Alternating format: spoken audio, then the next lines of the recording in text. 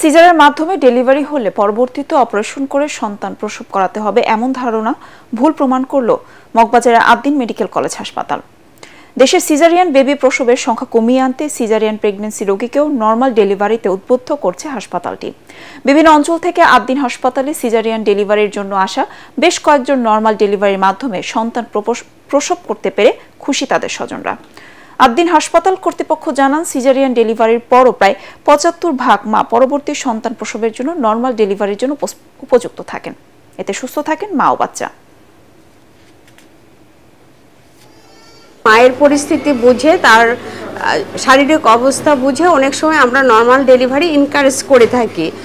আর সেই ক্ষেত্রে যেটা করতে হয়, একান্ত মায়ের ইচ্ছা থাকতে হবে। যদিও আগের বাচ্চা বিভিন্ন কারণেই সিজার হয়ে যায়, পরবর্তী বেবির ওজন, পানির পরিমাণ সবকিছু যদি ভালো থাকে তাহলে আমরা নর্মাল ডেলিভারির জন্য এনকারেজ করি।